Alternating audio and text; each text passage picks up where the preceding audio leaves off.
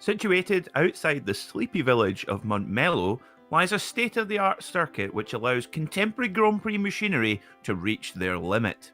Today, thanks to the beauty of SimRacing, a Grand Prix masterpiece of old takes on this Spanish circuit. Welcome to Grand Prix Legends, live from Circuit de Barcelona-Catalunya, here on the Global SimRacing channel. I'm Peter Mackay, and I am privileged to be joined in the booth by the better half of Double Scotch, Ryan Walker. Behind the scenes is our director, Sean Ambrose, using camera angles perfected by Dougie Beard. Now, this Grand Prix circuit has the peak of motor racing come to visit on 2 and 4 wheels. Here is our Global Sim Racing channel track guide to show you all about it.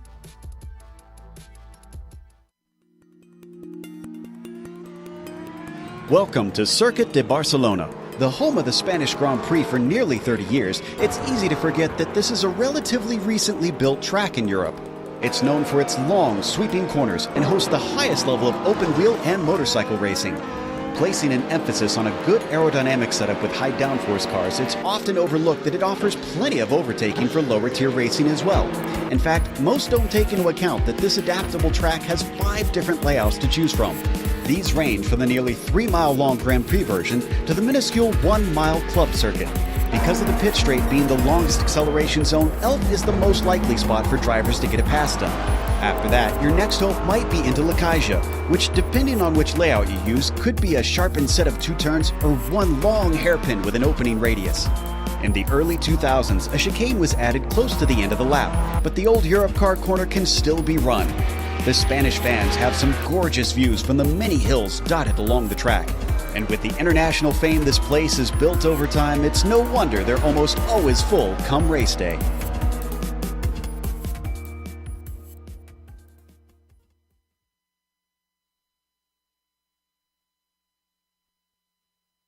So there you are then. That's the way around this state-of-the-art circuit here, just on the outskirts of the beautiful city of Barcelona and just outside the beautiful village of Montmeló.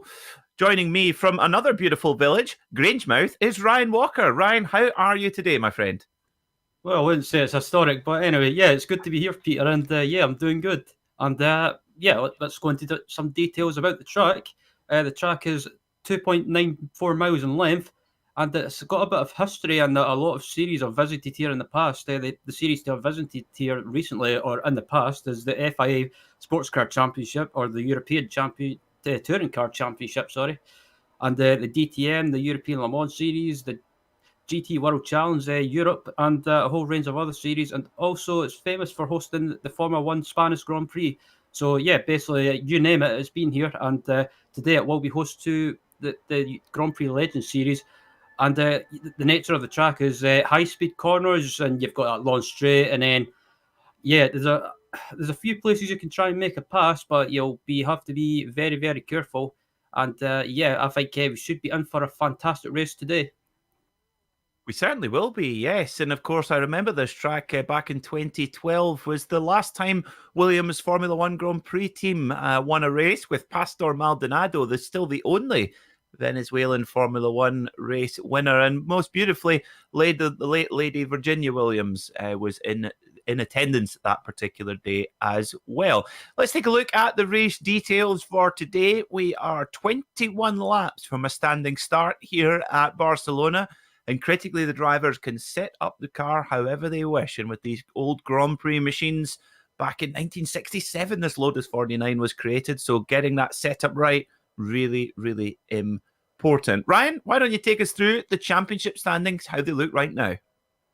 So yeah, in the F1 Championship, it's currently being led by Rafael Dorado, who took his first win of the season at the Bell Elliott in Detroit. But Mick Claridge is still there in second place, 30 points behind. And Rob Olenek is in third place, rounding out the top 3, with Norway's Ove Trengrade in fourth. And rounding out the top 5 in that championship is Alessandro Parigi. And how's the F2 Championship looking, Peter? Well, Togo Husada, the Japanese, is leading by 32 points from Janne Lehmann in second, with Andrew Schumacher third, Dave Cohen fourth, and John Olsen in fifth. In the Nations Cup, well, it's that great Formula 1 racing nation of Brazil leading the United Kingdom by 36 points, with the United States in third. And then the Scandinavians, Finland and Norway in fourth and fifth position. So, as you can see, the cars are roaring onto track right now for their solo qualifying session under, well, a slightly moody sunset here in Montmeló, Ryan. Yeah, but it's a bit strange that it's normally Barcelona or Spain in general is always a sunny place, but at the moment it's not too sunny, but nevertheless, yeah, we've still got some racing it to go on today, so that should kind of be a bit of a positive. And I think looking at some of the drivers in this race today, we should be in for a fantastic race. And I think Rafael Dorado, with the form he's on at the moment, I wouldn't rule him out of taking another win, as we look at Rob Olenek just coming across the line now. Well, Rob Olenek, he's got a. I hope certainly got a tiger on his car. Let's hope he's got a tiger in his tank as well. To coin an old SO rising slogan. Colin Bentley coming over the line as well in a Lotus, another British name. Togo Husada comes over the line. So just the drivers getting up to speed right now, and we'll start to see the flying laps coming in not too long. So let's have a look at the number 18 of John Olsen with the blue helmet with black peak cap. Now, one of our new runners in iRacing joined the service in March at the start of the global pandemic.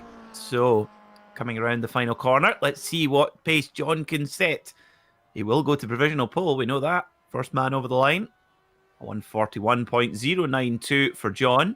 He will go around to take another one. Juanmi Costa hits the top with a 140.0. Whoa, quick pace from him. Parigi, 0.3 of a second behind Costa. Tizier, 0.6 back. Here goes Rafael Dorado, last week's winner. And he goes to provisional pole, 139.966. Quick lap from there, Ryan. Yeah, absolutely. Dorado continuing where he left off last week at Belle Isle, and just looking at Chris Engler as well, coming around the final corner to complete his lap by the looks of it. And it'll be interesting to see where he goes, and he comes across the line. And it looks like he goes 12th actually, so a decent lap from Hengler. Oh, and Rob Olenek goes to pole position, edges out Dorado by over 1/10 of a second. Brilliant stuff from the man from the United States. Colin Bentley goes over the line. Where does he go? He comes in. I'm trying to find him on the timing screen. He goes 11th. Togo Husada coming over the line, the Japanese, 141.2 from him. Ovi Trengeride, the Scandinavian, in the number 4, sliding through the final corner. It's a quick final corner here, especially without the now modern chicane. And they're coming in thick and fast here, Ryan. Yeah, absolutely. It looks like everyone's basically went out on track at the same time to get all the laps done. There's riding on board with Juanmi Costa, who gets it sideways heading into the final corner. And it looks like he just basically blew his lap. Yep, here is Chris Kamikaze Murakami coming over the line now. 141.5, his best so far. Will Tyler, can he have anything to say about it? 141.2, he doesn't improve there. Dorado, this is his last chance. 2 laps of qualifying. 139.8. Oh, he misses by 67 thousandths of a second. What can Yuri Geisen do? He stays 9th. And Rafael Dorado just a whisker off pole position. Yeah, absolutely. So it's not always a bad thing though around Barcelona. I mean, you've still got if he gets a good start and he can try and get in front, he might be able to pull away. But looking at Colin Bentley coming around the final couple of corners now to complete his lap, and it looks like he could be on a decent lap as well as he's just about to come up to the line now. Can he improve as he comes up to the line now? And no, he can't. Just almost identical pace to his first lap there, but you're absolutely right, Ryan. Here at Barcelona, there is a long drag down to turn 1, so if Rafael Dorado can get the lunge from the standing start, he has every chance of getting through turn 1 in the lead. He's on the front row of the grid, which is the crucial part. Let's see if Ovi Trengeride can break any hearts here. He goes to 140.1, and he goes to 4th position. Here's Jim McGill, the man from Ohio. I hope his city is still there when he gets back. As I look at Chris Murakami as well, he's just about to come across into the final or come into the final corner rather to complete it. As actually he's already done.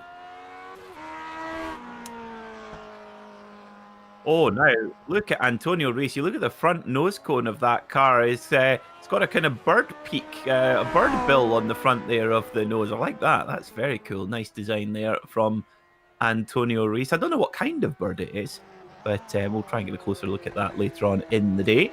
Looks like to me, Ryan, that the majority of the drivers have laid their best pace, but let's see if Terry Worth has anything to say about it. No, he does not. And I tell you what, look at that. Terry Worth in the classic Lotus paint scheme, the British Racing Green with yellow stripe down the middle. But I think we're about done, Ryan. Yeah, looks like it. Looks like everyone's completed the lap, but they're just going around getting some extra practice before the race. And yeah, pretty much everyone's done. And yeah, we're just about to head to the grid now. Let's have a look then how they line up for this Grand Prix Legends contest here at Circuit de Barcelona-Catalunya. On pole position, Rob Olenek, a 139.8. Great lap from him, with Rafael Dorado just missing out by a whisker for pole position. On the second row of the grid will be Juan Costa and Ovi Trengaride.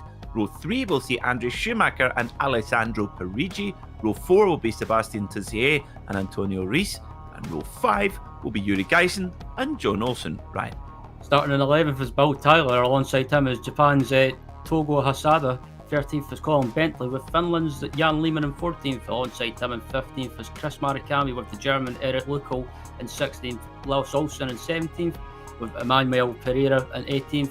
Chris Engler in 19th, and round out the 20 is John Van Dorn.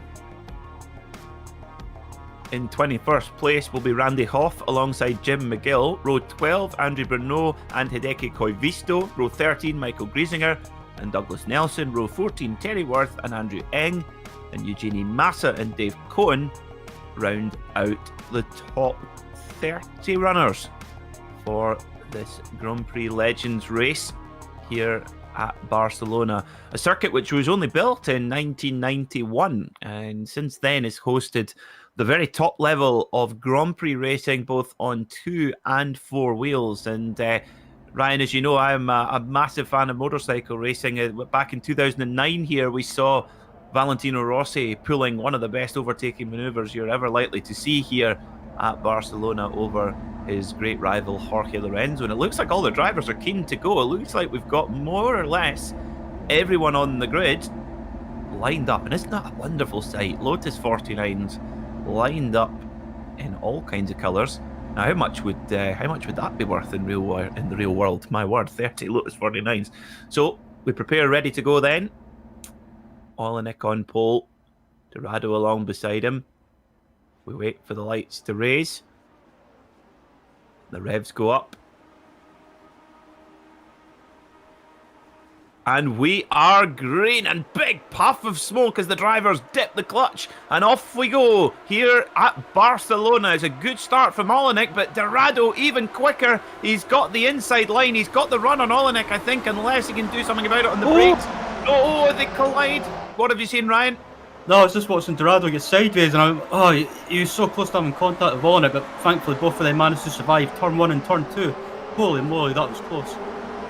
Well, that's given the lead back to Olenek. It looked like Dorado had it signed, sealed and delivered, but no, Rob Olenek snatches the lead back from Dorado. We saw Dorado drive to a pretty dominant win here at Detroit last week, but it looks like it's going to be quite different today, as we've got the number 4 of Ovi Trengaride right in the battle as well. Yeah, absolutely. And with Mick Clary's not being here today again, this is Dorado's best chance to just finish well and pick up some more points and not do anything too hasty. He needs to think about the championship. Great point. Yes, he does. He doesn't want to get involved in any incidents. This is very much a free kick for him, with Mick Claridge not here for the second week in a row. Braking hard into La Caixa hairpin and into the stadium section.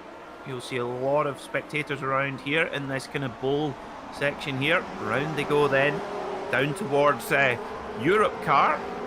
So a turn named after a hire car, so it's obviously a hot spot for accidents there. Heading down towards New Holland, named after tractors.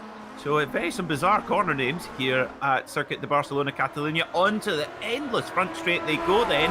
Can Dorado get in the draft of Olenek? Yeah, just watching Dorado now, and he's not getting as close as I thought he would, because the top 3 head into turn 1, and Dorado just slips out from behind just to show he's there and try and distract Olenek, who gets sideways in turn 1 and turn 2. He manages to hold it. Oh, that was close. That was very close indeed. And actually, Dorado definitely had to back out of it there to avoid clattering into the back of Olenek. So, this has been a tense start to this race. And watch out for Trengaride in third, because he's just watching all this going on. A little lock up there from Olenek as well. Coming into Repsol corner, now into the very tight left of Seat and down towards the Worth chicane. This is a little, you can sometimes spring a surprise here, but it's very, very gutsy. Whoa. Tell you what, Dorado is really wanting to make a move here as we ride on the shoulder cam of Rafael Dorado with the red peak, the black peak and red helmet. Down they go, this fast right-hander, a little bit of oversteer on the exit there, the steering wheel wriggling back and forward in his hands, hard on the brakes into La Caixa. Down the gearbox, you see the Smith dials, with the dial just flicking back and forth there as he goes down the gearbox, working this Cosworth DFV engine really, really hard. And, well, I tell you what, who is also working hard is Rob Olenek. He's got big pressure on here from Dorado. Absolutely, and both of these guys can't afford to slip up, especially Dorado, because just sitting there in the popcorn position in third place is Ove Trengrade. If either of these two in front of him get caught up, he'll be there to pick up a couple of places as they cross the line. And Rob Olenek with the fastest lap of the race so far, a 1:40.295. Brilliant stuff from Rob Olenek, just steadying the ship. And I love that, the popcorn position. I've never heard that one before, Ryan. Is that a Ryan Walker original, that one? It could be, but I'm not letting my secret out. Claim it. It is. There you go, Ryan Walker original. It'll give you that one. There we go. So as they head down towards Seat once more, and or Repsol, sorry, and they go around here. This is a really close battle already, and they've dropped Juan Costa. He's already nearly 3 seconds off the back of this. As little mistake from Olenek on the exit, and here goes Dorado. Dorado on the inside. Dorado's going to try and get this late on the brakes. Can he get it sealed up? Olenek goes around the outside onto the curb, and Dorado has to back out of it. They're side by side. Olenek just about defends. Can he hold on to it? Can he seal the position back up? Another moment for Olenek. Here goes Dorado on the inside into La Caixa. Trengarid's at the back. Oh, someone's off in the background. Huge crash behind, but let's stay on the leaders. Oh my word. This has gone off. We'll get a replay. Oh, and Dorado goes through, and Olenek did everything he could there, but two little mistakes, and that gave Dorado the lead. Now, can Dorado break away? That is the question. Yeah, he's pulled away slightly already, but Rob Olenek, you could tell he felt the pressure by just getting sideways a couple of times through the lap, and Dorado took the opportunity to take the lead, and he's in the lead already as he crossed the line and heading down the home straight, and he's pulling away ever so slightly from Olenek, who's under pressure now from the Norwegian Trengrade. Okay, let's get a replay of what happened to Sebastian Tizier. It's a huge one. That is for certain. So here we go then. Let's see what happens to him. So it's going to see how this incident develops. So he's in a really big pack here. You can see the number 3 car just behind the car with the yellow helmet there. There he is. And he's getting very late on the brakes there in the number 3 machine with Parigi up ahead. Up they go then towards Campesa.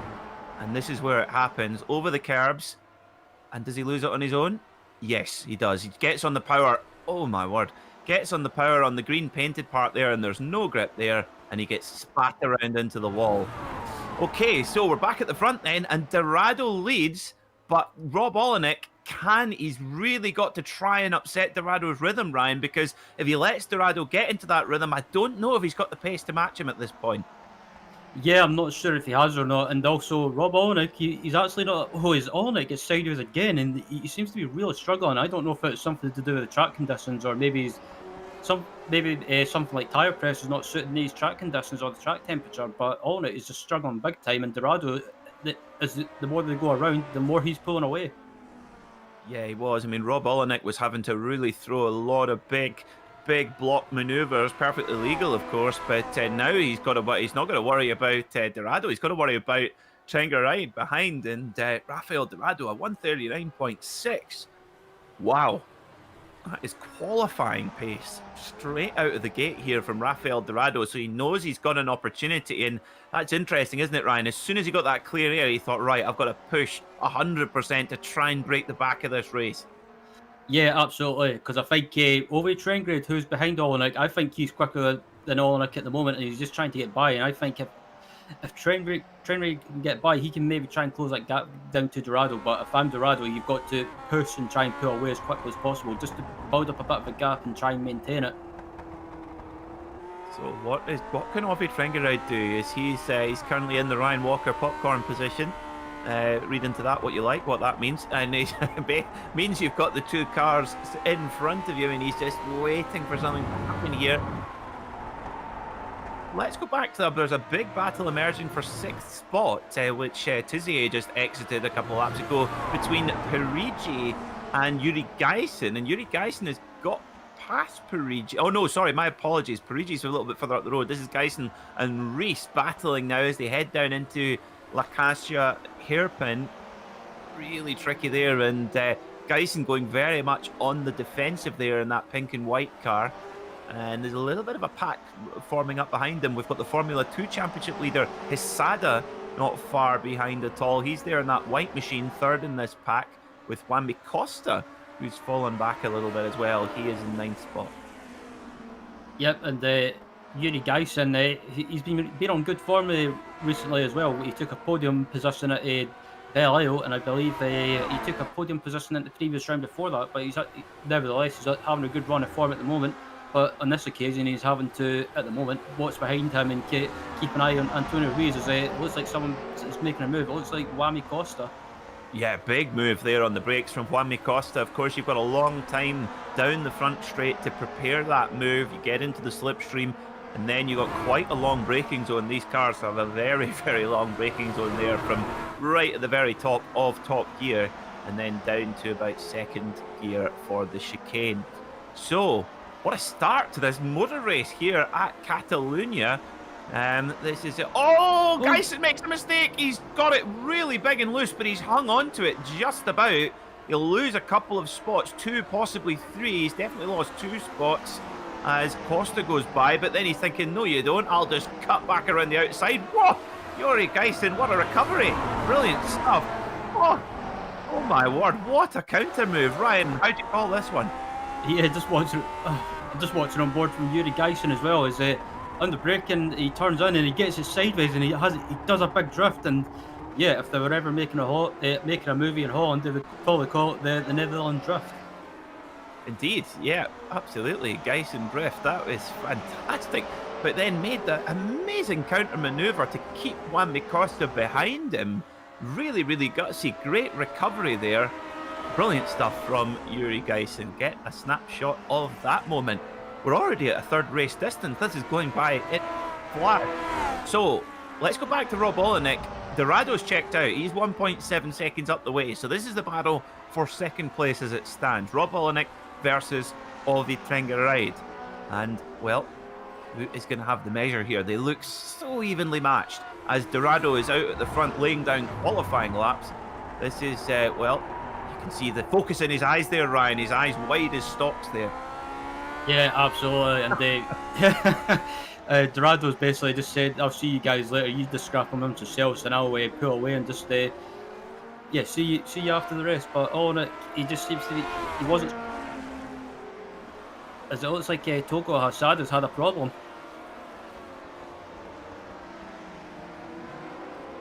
So let's get a look at this little issue here for Hasada, our Formula 2 Championship leader, Togo Hasada.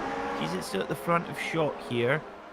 Let's see, he's in that white car with the red little nose cone, almost homage to the original Honda Grand Prix cars. Oh, just a little braking manoeuvre there.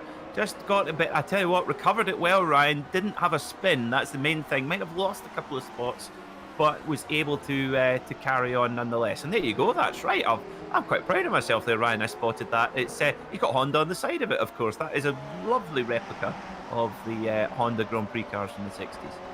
Yeah, absolutely. And I think he just realised that he was running wide and just let the car run wide instead of trying to fight it, and managed to regroup and get going again, and not, like you say, not lose too many positions. And he still, I think if I was him, you've just got to think about the F2 Championship and just maybe just finish and pick up the points. Indeed. So we're going to look at the this battle raging on between Yuri Geisen and Juan Costa. Geisen just ahead in the pink and white machine. Costa right behind with the black helmet.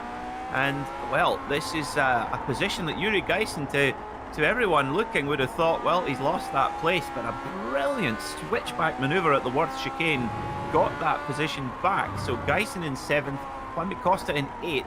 But Costa, you've got to think he's maybe got a bit more pace than where he is right now. He dropped back a little bit from his early position. But it looks like they are starting to haul in Reese just ahead. They're starting to recover that gap that Geisen lost. And here goes Juan Costa at that same chicane. Yuri Geisen's going to use the outside line. He knows it works. Side by side they go. Good respect from both drivers, and Geisen snatches back the position just when Juan Costa had the inside line. It's almost like Yuri Geisen's using the wet karting line there, Ryan. Yeah, I think he just realised that Costa was up the inside, and on the other hand, he could use that outside line to get a better run on the exit. And like you say, it seems to be the outside line seems to have a bit of grip as well. So we've got a problem here for the number 22 of Hideki Kavisto in the red machine with the white nose. Let's see what happened to Hideki. We're going to get a replay. Here we go then. Oh, he's gone off. Oh, there's two cars. There's one in the sand, one spinning around. So let's see. Oh, does he get a help? He does. He gets a help from, I think, is that Bentley? Or... Okay, let's get a look then. So, a little bit of a wiggle there from Hideki. Goes into the gravel. Comes back onto the track. Then there's the fast approaching Lotus, Team Lotus coloured car behind. Now, who's at the wheel of that car that made that up? It's Terry Worth, yes. So it's Terry Worth just getting a little bit unsettled there with the rejoin there of Hideki. So that's what happened to him. So the 22 car now all the way down in 21st position. So back to the battle for second place. It still rages on, and still Rob Olenek holding strong. And Ryan, Rob Olenek defensive driving in this race has been absolutely superb. It has. He's been defended fairly. He's not been doing anything like massive blocks. He's been defended when he has to, and he's doing a good job, like you say. And over Trengrid as well, you've got to give credit to him as well. He's not doing anything silly. He's not trying to make a lunge up the inside or any dive bombs. He's just been sitting there, just planning what he's going to do. And great racing between these two drivers. Yeah, typical laid-back Scandinavian, just biding his time, waiting for that moment to happen. Of course, Rob Olenek, he hasn't been immune to an occasional mistake, and that's maybe what Trengaride is banking on, perhaps just keeping him under pressure. As we see, we've got a back marker here, a lap down to contend with. That's the 31 car, 34 car. My eyesight is failing me. 31 of Robert Reynolds. They managed to get past cleanly. That's good news. Through the S's they go. Brilliant section in this, really. In these cars, normally in an F1 car, you just plant it around here and the aerodynamics hold you in like a Skeletric car. But here, in these Lotus 49s, you are slipping and sliding all the way around, well over the edge of grip. Absolutely, and this is why the Lotus 49 is one of my favourite cars from the laps I've done offline. It's such a fun car, and just being on the edge of it and just holding a slide just feels so rewarding, and it's a good test of car control as well. It certainly is. I mean, we saw two particular performances that stand out to me. We saw Jamie Fluke win at Imola a couple of weeks ago, but also our very own Kristen Challoner in the majors, winning by nearly a whole lap at Watkins Glen a month or so ago. This is a great little gaggle going on here between Loikel, Hisada, Bentley and Murakami. Hisada there in that white and red machine. Bentley in the sort of white and green car there, swapping around. Murakami in the red and white machine with the sort of Land of the Rising Sun logo on the side. So, this is... Oh, and here goes Murakami. Is he going to throw a kamikaze? No, he doesn't. Oh, can he get a cutback? Hisada goes a little bit wide. They go side by side into the stadium section. Hisada takes the position back. Quite a slow, tricky second gear corner here. You've got to try and get on the power. Come on, go, go, go. And there he goes. And this is a great battle here between Murakami and Hisada. Hisada using all the room and more on the exit there. Trying to get the power down, open up that wild Ford-Cosworth DFV V8 opening up all 400 horsepower as they scream down the start-finish straight once again. Yeah, and this, excuse me, as this pack heads down to turn 1 as well, and Chris Marikami, he could have made a lunge up the inside there round that long left-hander, but he decided not to do anything. And yeah, just looking at this pack of cars as well, it's absolutely fantastic. And no matter where you look, there's always a battle going on as well in the series, even at the front, mid-pack, or at the back of the field. It's always fantastic racing going on. Absolutely, and the thing I love about this, Ryan, is that if you want to have a go, you can come along here and enter this race. It's every Saturday at 1:30 GMT. Get the practice in during the week and come and give it a go here live on the Global SimRacing channel. And these Lotus 49s, they are such cool cars to drive. And I have to say, they're a treat to commentate on, Ryan, because the thing about racing cars is they always cost us. We're going to have a look at Costa and Reese now, having a little battle. As you say, these are such good cars to watch because they've got such good body language. They've got such movement in the suspension. You can really see the body language of the car. So let's see Juanmi Costa. He's made his move here. Let's see how he pulls it off. Here he goes, up the inside, on the brakes. Classic manoeuvre, very nice and clean. Yeah, he managed to get the car stopped under braking and get the move done. And he didn't lock up or panic or anything like that. He just kept his cool and managed to get the move done. So yeah, credit to both guys for giving each other space as well. As the battle for second place is still going on between Olenek and Trengrade, and it's closer than ever before. It is, yeah, absolutely. Trengrade, you can tell he is just wanting to maybe think about his move. He's now starting to fill the mirrors of, huge lock up there for Rob Olenek, and I think that just slightly unsettled Trengrade a little bit, caused him to check up slightly. And what a great camera this is by the ever-talented Dougie Beard. You can see the suspension travel.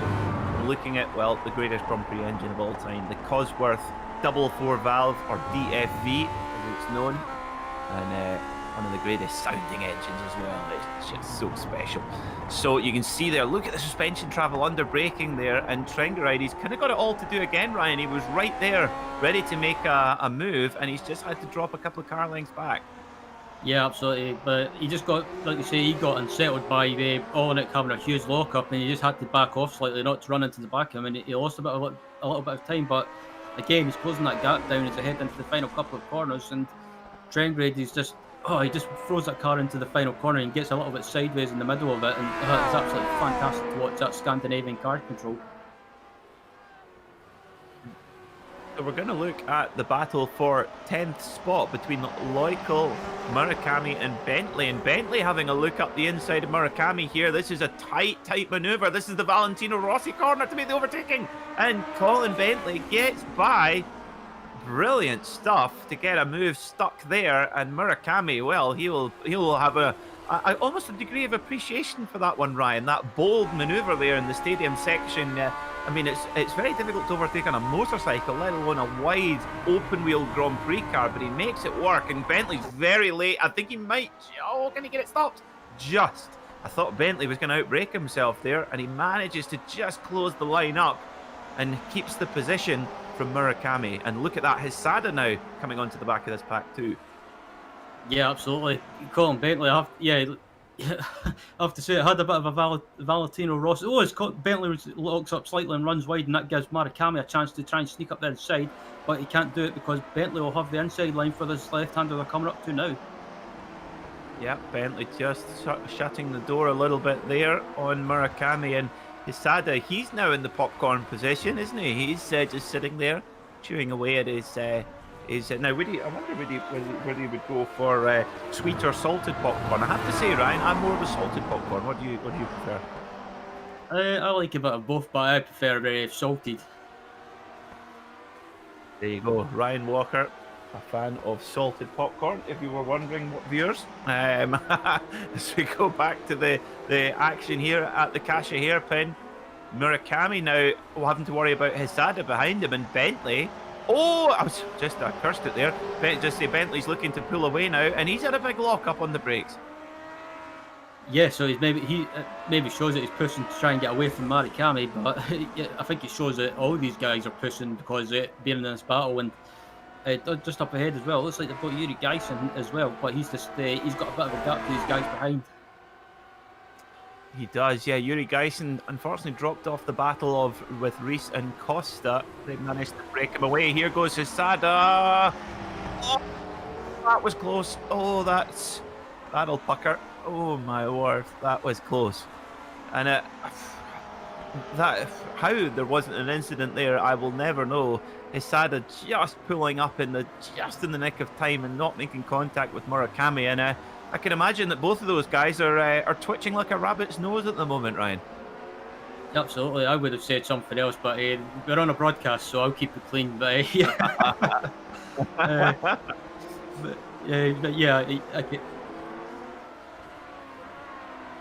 Oh, we go to Schumacher in the number 27 with Parigi right behind, and Andre Schumacher running a livery very close to my heart, the Tyrrell, the blue and white Tyrrell colours, driven by my fellow sideburn enthusiast Sir Jackie Stewart, and Schumacher running those colours on that car, trying to hold off the advances of Parigi there in the bright yellow helmet, right on the gearbox now of Schumacher. A little bit of really well controlled there from Parigi on the asking for the power. Really nice and smooth. He's in the draft now. Can he get the move? He's very far back at the moment, but he's getting closer. Can he get the move? No, he's just gonna tuck in behind Schumacher. Can Parigi find a way to get past and nick fourth position? We've only got 7 laps to go here, Ryan. It's now or never, really. Yep, absolutely. This is the closing stages where everyone that's in a battle decides to make moves and decides to get on with it, because when you can't really afford to wait around too much, especially around a track such as Barcelona. You've got to take your opportunities when they come. Andre Schumacher going really defensive there and locks it up on the brakes. Is that going to open the door for Parigi? Almost. Now, will Parigi be able to dive up the inside here? Schumacher goes slightly defensive again. Parks it on the apex, and will Parigi... Oh, this would be bold. This would be bold. It is bold. Parigi goes up the inside, and Schumacher goes, oh, if you want it, you can have it. No way am I trying to shut that one off. What a move, Ryan Walker. Absolutely. The only reaction... Oh, no, they're taking each other off. Oh, drat. Oh, that is such a pity. Parigi on the brakes. He had the move done, and then he just moved into Schumacher's path there, it appeared. Let's get another look. So Parigi in front, Schumacher behind. Schumacher is a little bit better on the brakes, and Parigi just moves across in the braking zone. That's a bit of a no-no for me. I don't know. Having a look at the replay, I would have to say that's 50-50. Very diplomatic, Ryan. I like it. That's very diplomatic. Well, that is a real pity. That was such a good battle between those guys. Parigi pulled off the move of the race on the inside of the very, very quick right-hander of Kampsa. Oh, so meanwhile, Rafael Dorado is just having a little post into the Spanish sunset here. So meanwhile, chaos reigns in this battle for 10th place. Murakami now on the back of Bentley. Loikel just up ahead, and Hisada not far behind either. So there's a real gaggle here. 6 laps to go here in Barcelona. Who is going to get into the top 10 here amongst this battle? They're in a close formation. Bentley just has a little look up the inside there of Loikel, and Loikel now having to look behind, heading down into Seat. Oh, this is a tricky braking zone here. A couple of lockups there, little small lockups. But Loikel just about hangs on. Bentley goes wide, and here comes Murakami. Murakami, is he going to throw a kamikaze? No, he's not. He decides against it. And they all follow in formation then again. But Murakami has another look. No, he's going to have to wait for the Kasha hairpin. Yeah, he's still got his battle going on as well, and yeah, fantastic racing between these 4 drivers as well, and they've been pretty much close together for most of the races. Murakami, sorry, I'll get that right, as he tries to make a move up the inside, and yeah, he's up the inside. Can he get the run? He's up the inside. He's just about got the move done. He gets it done. Fantastic move. Oh, that's an amazing. Yeah, that is an absolute cracker. Around the outside and then slams the door shut straight in the face there of Loicle. Well, what a motor race this has been. Indeed. So Murakami then is up from, sorry, that was Bentley, my apologies, that he was making that move on. Loicle up ahead, that's Murakami's next target, heading down. Oh, be careful, you got to be really careful braking on that curb there and on the grass. That can send you around, and Murakami's getting very, very scratchy now, coming through the fast S's here, and Murakami's just got a definite advantage there over Loicle. Where is he going to try this move? You know he's going to try it somewhere, Ryan. Yeah, he's all over the back of Loicle, and he's trying to make a move. I thought Loicle was going to run wide there for a minute, but Murakami, he's getting real racing out, and at the moment he's gained one position. Can he try and get another one? Indeed. Let's see. This is the battle for 9th place now. Loicle up ahead in the number 15 car, the green machine there, with Murakami in the red and white car with the number 5 on it. Coming through the Kampsa right-hander down towards Kasia. But look at the, oh, goodness me, some Ash Sutton track limits abuse there. Going out of the Kampsa fast. Oh, be careful. Oh, dearie me. Oh, they're all off. Oh, my word. They're all my God. They're all off at Kasia. And who's that? And with the blue helmet going through, I think it's Olsen. No. Oh, my word. That all, well, we'll have to get a replay of that because I don't even know where to begin with that incident, Ryan. Yeah, that was unbelievable. It was like, as soon as Murakami and Loicle had contact, everyone else had a bit of synchronised contact as well. And yeah, you don't call Chris Murakami kamikaze for nothing, and he certainly did kamikaze there. Yeah, that was a kamikaze. Yep, no, that was definitely on brand, that's for sure. Just plows into the back of Loicle, and they've all got quite a bit of damage. Look at Murakami's nose cone, a lot of damage there. That will be affecting his performance. It will affect his finishing position now. But Murakami did get ahead of that one, out of that entire melee. He's sort of got 9th position somehow, but now he's got Colin Bentley behind him in the blue helmet there in the number 12 car, and I think, did Bentley get away without damage? I know he would have had a trip to the gravel, but it doesn't look like he's got damage there, Ryan. Yeah, look, the car looks perfect from what I can see, and it looks like he might have just got away with that, and maybe a slight nudge or whatever, but yeah, car looks pristine. Yes, indeed. So, what can Bentley do now? You've got a wounded Murakami up ahead, or we think wounded. So we'll see him come up to Kampsa. So we're going now to the battle for 5th spot. This is the number 6 of Bill Tyler with Antonio Reese behind, and Bill Tyler's just made a move. Let's get a look at it. So here we go then. Coming through Kampsa, the fast right-hander, and down to Kasia Hairpin, a very good place to make the move. He gets an excellent run out of Kampsa. I think Reese is maybe serving a slowdown penalty there. He just saw his nose dip back and forth. I wonder if he was maybe serving a slowdown penalty from the previous chicane. But anyway, never mind. Bill Tyler is by, and Reese is down to 6th. Yeah, excuse me. Yeah, it looks like Reese might have had a slowdown and maybe just decided to let Tyler go early and not hold him up. And Bill Tyler is another driver that's he's been improving this season, or improved the last couple of seasons, and he's getting closer and closer to the front. And at the moment, he's doing well in 5th place, and this will, I'm not sure, but I think this could be his best result of the season so far, I believe, if he finishes in this position. Yep, could be. Yep, he's starting in 11th to make his way up the pack to 5th. Really good drive from Bill Tyler.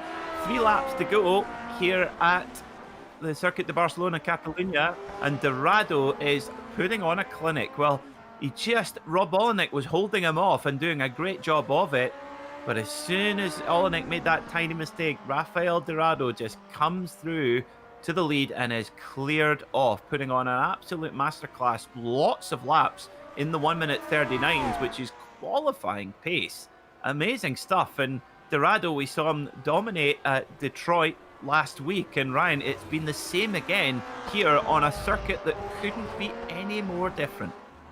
Yeah, absolutely. And this is pretty much championship winning performances by Dorado at the moment. He's doing what he has to do to basically try and keep his hands on this championship as they come close to the end of the season. And Rafael Dorado has put in the work and he's been rewarded. So we look back to the battle for 9th spot. Chris Murakami has got Colin Bentley on his case here. Now we know Murakami has a little bit of damage on the nose cone. How much performance is that taking away? It's hard to say. 2 laps to go. We're riding on board with Colin Bentley. He's in the draft. Murakami moves over. Colin Bentley goes to the outside to get the switch back on the inside. Murakami's very late on the brakes. Look at that. So they... Oh, that's a big lunge there from Bentley. That would have been a big ass to go past there, but he is all over the back of Murakami. And, well, Hisada in the white car there, he is just there waiting to profit from any kind of calamity. Bentley looks to the inside. Hisada's on the outside. Can Hisada go round the... Oh, he's going to try. Oh, dearie me, this is very, very close. Down towards Seat they go, and Murakami still defends. Yeah, Murakami's defending brilliantly at the moment, but I think it's just a matter of time before Bentley gets by, as we're on the last lap, I believe. We are. The Rafael Dorado has taken the white flag, signalling the last lap of the race. He's a little bit further up the way, so we are on the final lap. And Murakami looks like he might just be able to get to the stadium section in the lead, and that's critical. Here goes Hisada. Hisada up the inside. Little bit of a lock-up. Colin Bentley goes wide. Hisada tries to turn underneath him. Colin Bentley's able to get the switch back and is able to defend. Hisada goes now for the cutback. Oh, it's going to be very close. You can't bump and barge in these cars. And it looks like Colin Bentley's just positioned his Lotus 49 in the perfect spot. Where is our leader? He must be over the line by now, surely. So we go through. Now, apologies, dear viewer. These drivers now starting their final lap. I do apologise. Dorado about halfway around the lap on his final lap. I do apologise. So 1 more to go. Murakami and Bentley, they've still got 1 more lap of defence. Yep, and yeah, Colin Bentley and Hisada scrapping away has allowed Chris Murakami to pull away a little bit. As yeah, we're just about to go to our race leader Dorado now, who's coming around the final sector. So here we go then. Rafael Dorado in the number 2 in these beautiful Valvoline inspired colours. He has been, well, his performance has been inspired. Brilliant drive at Detroit. Winner there. Winner here again. He's making full advantage of the absence of Mick Claridge, and Rafael Dorado wins here in Catalunya and extends his lead at the top of the Grand Prix Legends Championship. Brilliant stuff there. He skids, he sweeps. Oh, goodness me, thank goodness. SimRacing, my word. Rob Olenek comes over the line in 2nd spot. A brilliant day for him. And oh, the Trekker ride. Don't worry, folks, he was over the line. Don't worry. So he's in 3rd. Bill Tyler now in 5th, trying to hold off Antonio Reis, and it looks like he's going to do it as he come around the final corner. Can he hold him off? Yes, he can. Brilliant stuff from Bill Tyler, and that slowdown penalty, very important for Antonio Reis. So now Murakami still holding off Colin Bentley. They've dropped Hisada, so Hisada's maybe made a mistake. He's a long way back from these guys now. But it looks like Murakami is going to hold on in 9th. He was the man, definitely the catalyst of that earlier incident of 4 or 5 laps ago. But he's going to come over the line in 9th, followed by Colin Bentley. And there is Hisada, our Formula 2 leader as well. Yes, we've got the battle for P20 going on between Andreas Bruno, Dave Cohen, and it looks like Michael Grissinger as well, coming around the final couple of corners. And it looks like Cohen, or Andreas Bruno rather, is going to hold on to his position by the looks of it. Amazing stuff. 21 laps where this is the battle for 20th position. It gets no less fierce the further down the order you go. They come over the line then. Bruno takes that spot there in that little miniature battle. Well, what a race here at Barcelona in the Lotus 49 Grand Prix Legends Series. We're going to take a very, very short break here on the Global Sim Racing channel, and we will be right back with official results and hopefully some driver interviews as well. Do not go anywhere.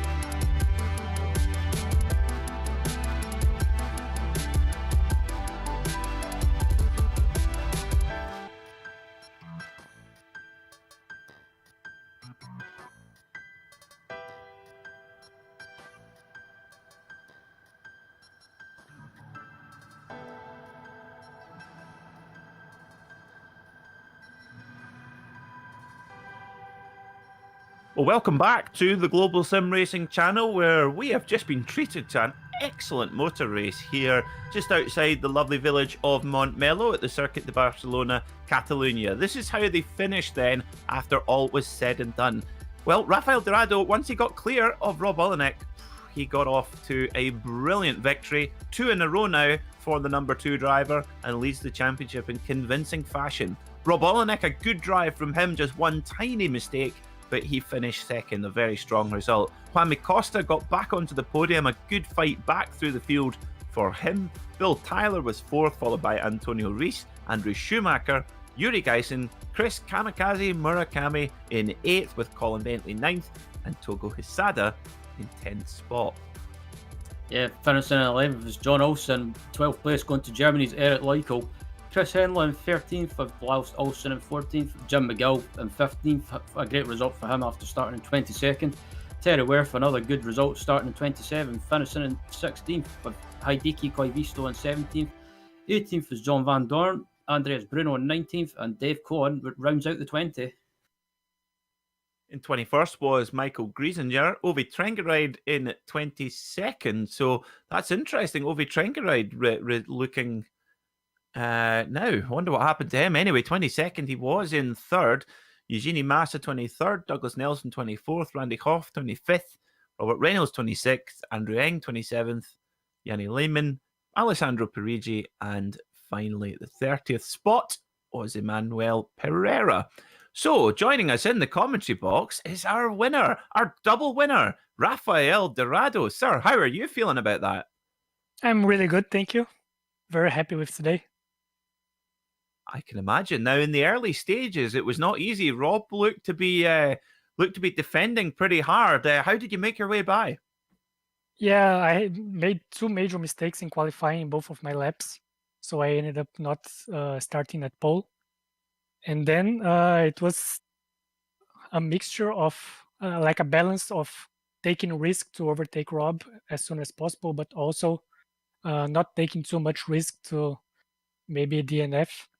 So I just tried to stay as close as possible, and as soon as he's made a mistake, I got the chance to pull alongside him on a place that's really, really difficult to pass, actually. And we were side by side for 3 or 4 corners, if I remember correctly. That was really intense, really nice battle I had with him. But after that, I managed to settle into a rhythm and open up a good gap. Well, you certainly did a good job laying down some qualifying laps, and in the championship now, it's looking pretty good, pulling a gap from Mick Claridge and from Rob Olenek there. How are you feeling heading into the last? Well, we've got 4 more rounds to go. I'm feeling quite confident. Unfortunately, Mick is not able to be here. I don't know when he will be able to come back. Hopefully soon. But I'm really happy because the competition is really tough. Rob Olenek is the previous season champion, so he's really, really fast. Ovi Trengeray also always shows up with really good pace. So I will try to keep pushing, keep practicing a lot to try to clinch this championship. Well, we wish you all the very best of luck with that, Rafael. Thank you so much for coming to join us in the Global Sim Racing Channel commentary box, and we look forward to seeing you again next week. All right. Thank you very much, guys. So next up, joining us in the commentary box is Rob Olenek, who is with Ryan Walker. Yeah, Rob finishing in 2nd place after a pretty intense race in the early stages with that battle with Rafael Dorado. But once Rafael got by Rob, it seemed to be a case of you had to settle for maybe just finishing on the podium and finishing in 2nd place. But Ovi Trengrade, he under huge pressure for most of the race. Talk us through it.